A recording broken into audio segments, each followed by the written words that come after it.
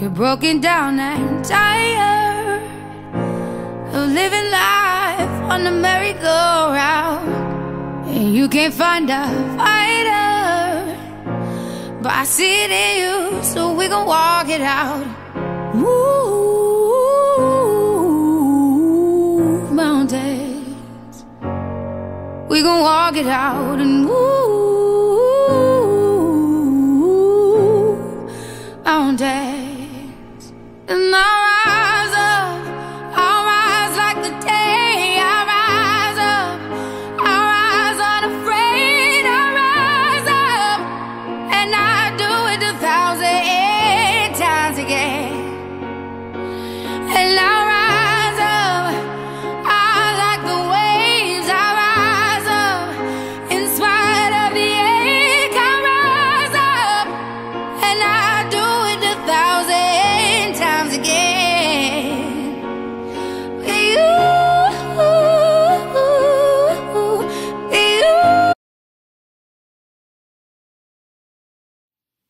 Hi guys, it's Ashley, Ash Cash, daughter of the king, whatever you want to call me. It's me, in the flesh, and you're here at our little event, and I'm so happy that you made it. Love, love, love. Love is something that I feel like every one of us wants in life, no matter what aspect of it, whether it's from a friend, boyfriend, as kids, many of us probably envisioned what our wedding would be or how our husband would look. We're like 12, talking about, oh, my wedding's gonna be this color and my husband's gonna be like this and I want my wedding dress like this. At 12, yeah, we all have our ideas of what love is. And in 2012, I was in a relationship with somebody that loved me. And one day, I was about to call him a man. This guy came along and inboxed me on Facebook. And I have friends that's like, nah, I would never talk to a dude on social network, whatever. I mean, personally, I don't have a preference. Like, I'm a very friendly, very open person. He inboxed me and we started talking. Now, the only bad thing about it is like, it's all words, right? So, of course, he was saying all the nice things and all the good things in my inbox. And it was nothing disrespectful. So, it was nothing to turn me off. Like, nothing sexual, nothing crazy. It was just conversation. One thing that he had asked me when we first started talking was, what do you look for in a man? And I wish I knew. Now, back then, you don't answer that question. I gave him a full rundown. He gotta go to church, he gotta have a relationship with God, working, treat me right, make me laugh, be funny, blah, blah, blah. Whole rundown. I just gave him the Ashley manual. And guess what he did? Played the part. And that's one thing that I learned. And I regretted was telling him that. And it's funny because my dad actually had told me, you never answer that question for a man. When a man asks you what are you looking for in a man, you tell him, when I see it, I'll know. Fast forward time, we started dating. And a year into our relationship, things changed. Now, the first red flag I should have honestly looked at was the fact that I never met his family. Why was I talking to you for 365 days and I ain't never meet your family? I don't know. But back then I didn't question it because it was just like, okay, whatever. And our anniversary came, and I swear to you, the day after, everything flipped. Like, it's funny how the perfect picture just literally turned upside down, and I was very, very, very confused. The person that I met was a working guy. I'm sorry if you heard that noise. It's a working guy. He had his head on his shoulders, at least what I thought. And, he was around my family, met my friends, came to my church, everything. Everything under the sun. Everything was good. Pictures on Facebook claiming me, all that great stuff, the stuff that we, our requirements. Like, oh, why you don't post my picture? I ain't never had to ask. My picture was everywhere. Everywhere. I had albums. You think you popping when you got albums. But anyway, so one day I got a call, and it was from a guy. One of his so-called he got locked up. Like what? Jail. I'm personally not about that life. But in my head, I'm like, no, that's not him. Like, he probably was just with the wrong person. So I'm like, no, he didn't do it. Probably just wrong place, wrong time. I convinced myself. And,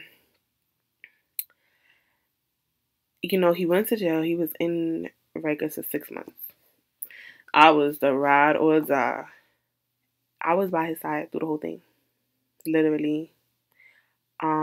He went to Rikers, came out with me, was around me, and he was a mouse. He was here from time to time, and stuff would go missing. He basically stole from my family. To make a long story short, I don't gotta go in depth, but he was stealing from the same people that were supporting him. And it was crazy because I was so in denial at first. When it first happened, I'm like, no, he can't be like this, whatever. And it's crazy how his family knew his ways. And I then understood why he didn't want me to meet them. I definitely felt stuck. Everything was based on how he felt about me or what he thought about me. When he used to get upset, if I didn't agree with him, he used to get upset and he used to be like, oh, you know what, whatever. And I would always want him to be happy. It was never about what I wanted or needed. It was always about, I don't want him mad at me. I love you, da-da-da-da. And that situation, me being in that situation wasn't me loving myself. I would always choose people over me. Not because, I guess at that time it wasn't because I wanted to, but I didn't understand my value and I didn't understand my worth. I didn't understand how amazing I am. Like, yo, me, I'm freaking amazing. And it's crazy because at the time I would never have said that about myself. It was only, I needed the validation of others. Right? So he had to tell me, oh, you look nice, whatever. And that whole situation, I gained weight. Now, I was always a big girl.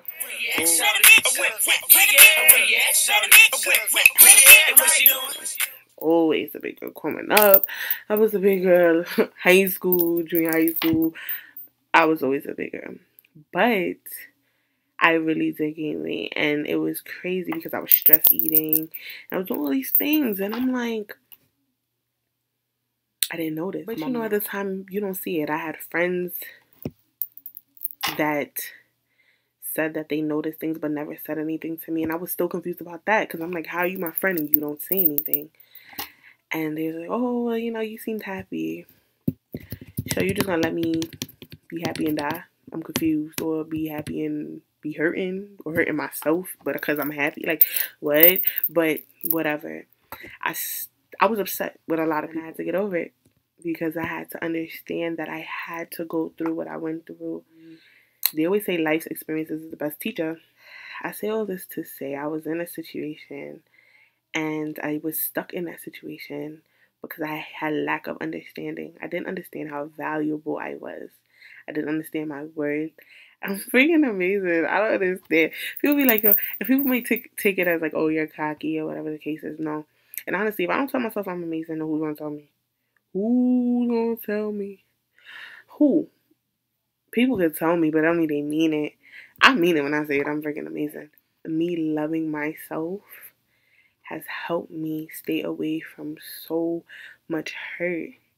Like, I've learned to not expect people to be what I want them to be, but to accept them for who they are. Because just because I'm great don't mean they're going to be great too. I mean, everybody in the world ain't great. Understand that there are things you're going to go through that you may not understand right now. And even when you're in it, it may seem like you're not going to come out of it, but you're going to get out. I didn't think I was going to come out. 2 years. 1 year of heaven and 1 year of hell. And I got out. And I had to learn. And honestly, sometimes we continue going through things and like, God, why am I still going through this? Like, it could be with a whole different person. And it's because he's trying to teach you something you didn't learn the first time, or maybe you didn't fully learn. So you got to keep going. You got to keep going till you learn. You're going to keep getting that lesson till you learn. And I'll tell you, the point of everything, the point of this event, the point of it all is for you to understand that loving yourself is being true to yourself. Love who you are. If you don't like something, learn to love it until you can change it. And don't expect people to love you the way you deserve to be loved. You love yourself the way you deserve to be loved. If you know that you're supposed to get a dozen roses every day, then buy yourself your roses every day. Honestly, ladies, I just want to say I love you. Even though I don't know everybody. I don't know every one of you personally. But you're lit. Your truth will set you free, because my truth set me free. And they always say that you are never truly free until you're able to talk about your pain or what used to be your pain. I condensed my story like crazy. You know, I tried to put 2 years into like 10 minutes. I think I'm a little over that now, though. So I'm going to wrap it up. I guess you could say a lesson to you is to love yourself. And don't wait for somebody else to love you first. Love yourself first. And just let them add on to your awesomeness. Alright, ladies. Love you guys.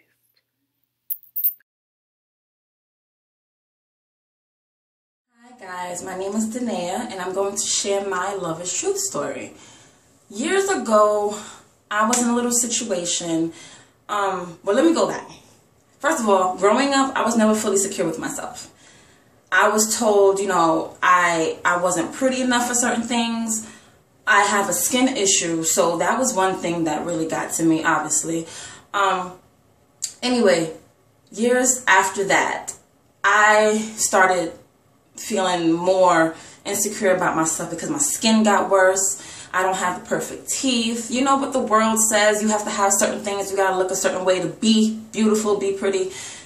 Not anymore, but anyway, I was around some people that were like family to me, and they used to constantly say things to tear me down. They used to basically tell me I wasn't good enough for things, I wasn't worthy enough for things. I had a family member tell me that I wasn't pretty enough, I wasn't light-skinned enough. A family member. Really? Being that I was already insecure about myself, when they said those things about me, I believed it. Because there was a situation within myself that I did not handle yet. But now, let me tell you something. You can throw whatever you want to throw at me, but it's not going to affect me. Because I am confident. I am lit. And let me tell you how that happened. About 7 years ago, I began to build a relationship with God. I'm not trying to sound all churchy and whatnot, but building my relationship made me understand what love really was, what love is. Love corrects you. Love doesn't tear you down. So sidebar, if you're in a relationship or you're in a friendship and you're constantly being picked at, that's not love. Love corrects you. Like, okay, you make a mistake. Yes, you're wrong. Let me help you fix it. Love isn't going to sit here and say, you did this, you did that, you did this. And I was constantly dealing with that. And because I already felt like this about myself, they made me feel like, can you even see that? They made me feel like that. Because I was already like insecure. But now that I have a relationship with God, I understand who I am. I understand what He called me to be. I'm confident. I love more. I receive love more. The right type of love. I surround myself with the right people. I see things differently. I hear things differently. I speak differently. Everything is different. Like I said, I really don't want to be churchy, but God is the one that allowed me to be free. Love really set me free to the point where I just see everything so different now. And those same people that told me you weren't good enough before, you should see how they treat me now. Like, For real, like it's just amazing. But it's just, it changes your whole life when you allow that real love to set you free. I'm going to say it again. Love isn't supposed to tear you down. So if you're around someone that's doing that, you need to step back. You need to step back. And if you feel like someone makes you feel like this, you need to handle it within yourself. Because once you handle the insecurity within yourself, then you'll be able to like stare at that person in their face like, what? You can't tear me down, and what? I'm not trying to be a gangster, but I am from Brooklyn, so you know. Anyway, love just set me free on so many levels, and I just want to encourage you all to build your relationship with God. Love yourself before anything, after God, of course, but love yourself, because it changes the world when you are firm in what you believe in about yourself. I am so serious. Love is truth. I'm lit. You're lit. My story is your escape plan. Later. When we got this whole challenge to do this story thing, I'm not even gonna lie to you guys, I was apprehensive about it because a lot of the times we don't know who we're talking to as far as telling our experiences to, and we struggle a lot with trust and exposure and rejection and fear. And so I thought really, really long about what I wanted to talk to you guys about concerning my experiences in life and what was more beneficial to the group of women that's going to be here tonight. So I want us to be real. As you can see, no makeup, my hair's not done, I'm not dressed. I know y'all see me tonight though, looking like money. Nah, but I wanted to be as vulnerable as possible. So a few years ago, I was in a relationship with a guy. I was with him for 3 years. We were engaged. A very, very interesting relationship. Very interesting. There were so many red flags. Like, obviously, out of it now, I can say this. But there were so many red flags that were ignored. And so many signs that I could have taken into consideration that would have led me down a different path. But whatever, you know, we're young. We get into situations. It happens. We don't really see things for what it is when we're in it. That's why it's very important to have real people around you. Sandpaper relationships like our family, our close friends, those who do not say yes to everything that we do. It's a very dangerous place when you have friends that say yes to everything you do. So it's very important to have people around you that say, yo, you're flipping, like you're tripping, you're bugging out, chill out, whatever. Because sometimes people see things that we just don't see, because when you're in it, and you can't really see from the outside looking in. I was in a relationship, a lot of red flags.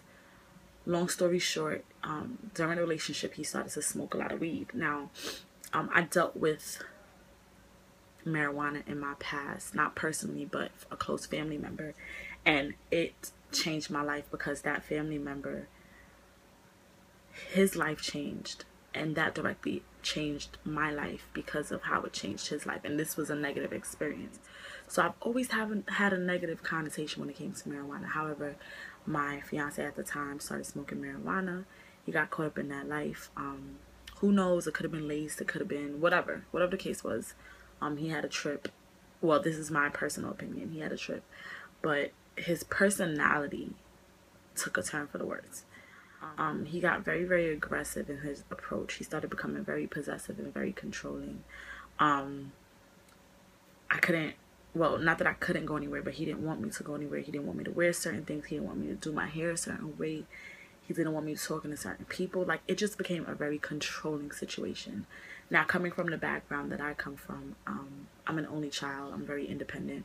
And so it was hard. So we were always clashing. And I'm not a quiet person. So I'm very snappy when it comes to my approach at times.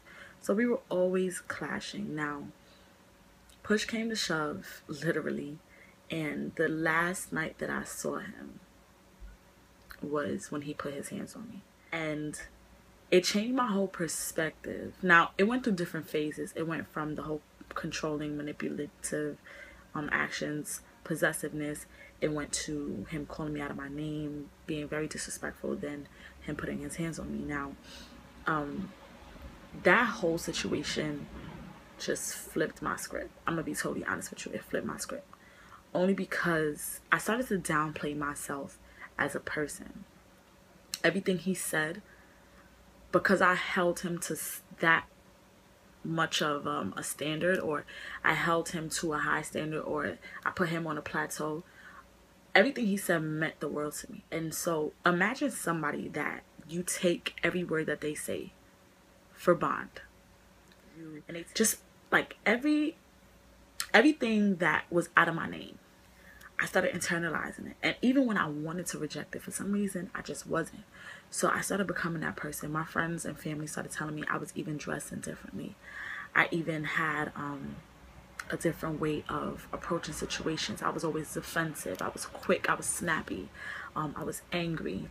I wasn't a people's person anymore. I lost a lot of friendships. I lost a lot of business opportunities. It was a really sad situation. It wasn't until I realized how powerful I was, and I understood that thieves don't come after things without value. You're not going to see a diamond burglar step into a homeless shelter to rob it. It's just not going to happen. And nothing against homeless shelters. It's just that they don't view it as that much of a value than a bank or a diamond factory, or even a big mansion, you know. Thieves always come after things with value.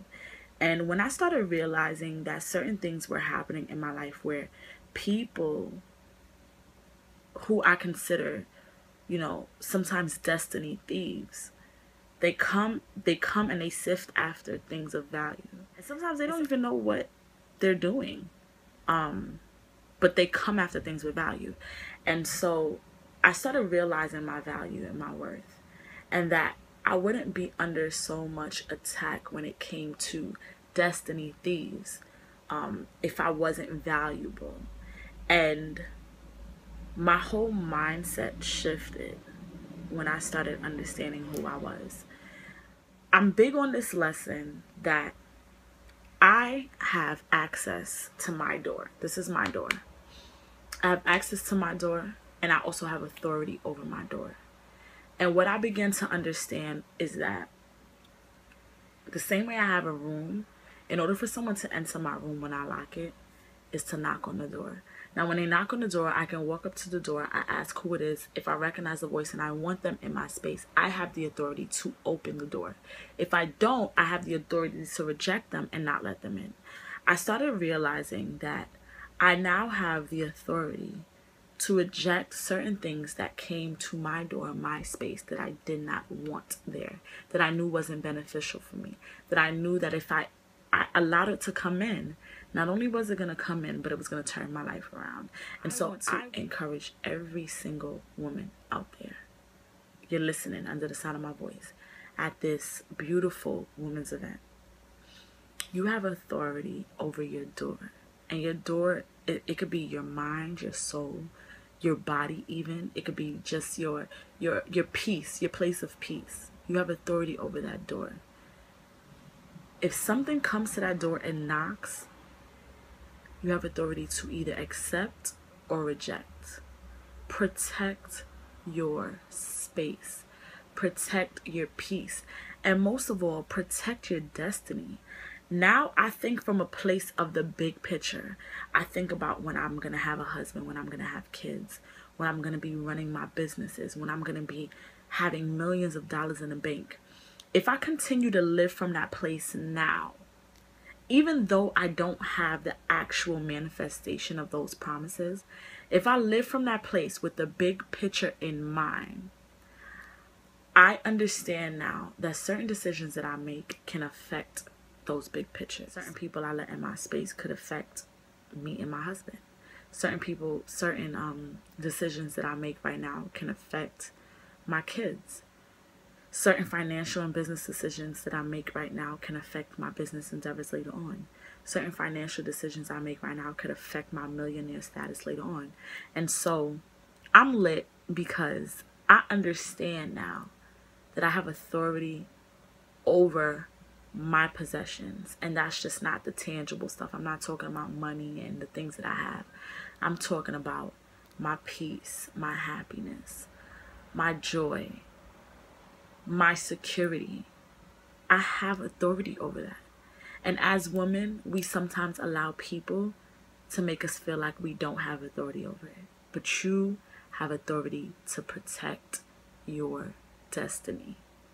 Ladies, protect your destiny. You are lit, you are free, protect it.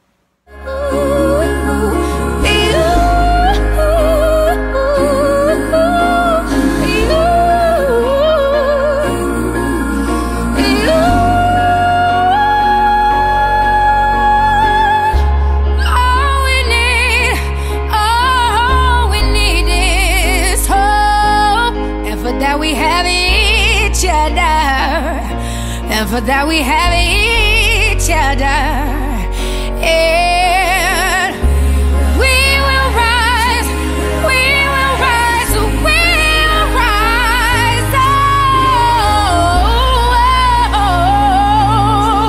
we'll rise. I'll rise up, rise like the day, I'll rise up. In spite of the ache, I will rise 1,000 times again, and we'll rise.